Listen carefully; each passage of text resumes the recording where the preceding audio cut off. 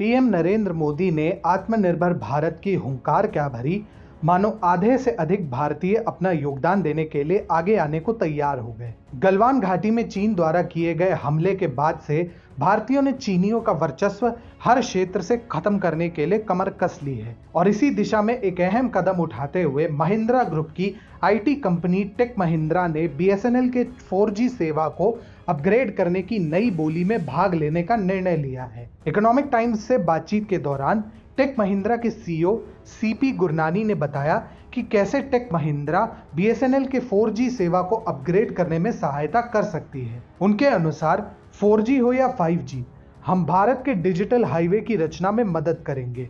हम इस प्रकार की टेक्नोलॉजी के संचार में कुशल हैं और आशा करते हैं कि ये सुअवसर हमारी कंपनी को ही मिले। परंतु सीपी गुरनानी यहीं नहीं रुके। उन्होंने आगे ये भी बताया, ऐसा नहीं है कि भारतीय कंपनियों के पास क्षमता या प्रतिभा नहीं है, परंतु हमने अपनी क्षमताओं को एक बड़े मंच पर कभी परखा ही नहीं।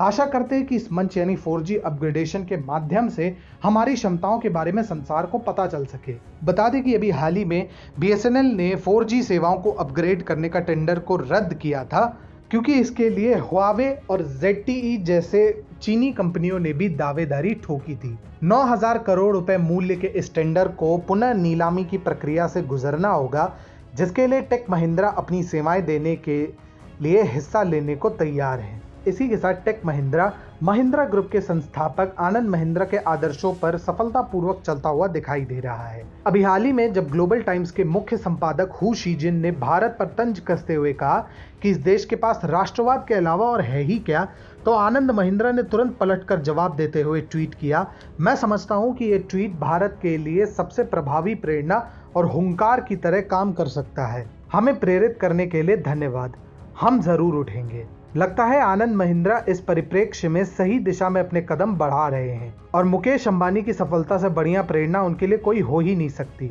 जब मुकेश अंबानी ने जियो सेवा की घोषणा की थी, तब कई लोगों ने उपहास उड़ाते हुए पूछा था कि क्या यह योजना कभी सफल भी होगी। परंतु लॉन्च होने के पूरे 4 वर्ष बाद आज जियो विश्व के सबसे तेजी से उभरते टेलीकॉम कंपनियों में से एक है। इतना ही नहीं, जियो उन चंद कंपनियों में शामिल है जिन्होंने 5G की सेवा की विकास के लिए किसी चीनी उपकरण का सहारा नहीं लिया। जियो ने पिछले कुछ समय में अपने ही दम पर इस तकनीक को विकसित करने में कड़ी मेहनत की है। जियो सक्रिय रूप से कार्बोनिक और अकार्बोनिक अप्रोच के मिश्रण के माध्यम से 5G और इंटरनेट ऑफ थिंग्स प्रौद्योगिकी कैपेसिटी का निर्माण कर रही है। ये कदम न केवल भारत में बल्कि विश्व स्तर पर भी पहला है, क्योंकि अधिकांश ऑपरेटर नेटवर्क उपकरणों के लिए टेक्नोलॉजी वेंडर पर निर्भर हैं। जियो के अधिकारियों के मुताबिक जियो ने 5G तकनीक संबंधित सब कुछ एंड टू एंड डेवलप किया है। बाकी वेंडर की तुलना में जियो अधिक स्केलेबल और पूरी तरह से स्वचालित है, क्योंकि जियो के पास अपना स्वयं का क्लाउड नेटिव प्लेटफॉर्म है। इतना ही नहीं, जियो के स्वामी और प्रख्यात उद्योगपति मुकेश अंबानी ने 25 फरवरी को अमेरिका के टेलीकम्युनिकेशन के सूरमाओं के साथ हुई एक मेगा कॉन्फ्रेंस में एक खुलेआम घोषणा की थी, हमारी कंपनी दुनिया में पहली ऐसी कंपनी होगी जिसके 5G तकनीक का एक भी उपकरण चीनी मूल का नहीं है। जब मुकेश अंबानी का जियो टेलीकॉम सर्विस भारतीय टेलीकॉम की शक्ल सूरत बदल सकता है, तो कल्पना कीजिए महिंद्रा ग्रुप का प्रवेश क्या कर सकता है। हम आशा करते हैं कि टेक महिंद्रा अपने उद्देश्य में पूर्ण रूप से सफल हो और भारतीय टेलीकॉम सेवा को नई ऊंचाइयों पर ले जाए। नमस्कार मित्रों, मेरा नाम है अतुल मिश्रा और मैं आशा करता हूं कि यह वीडियो आपको अच्छा लगा होगा।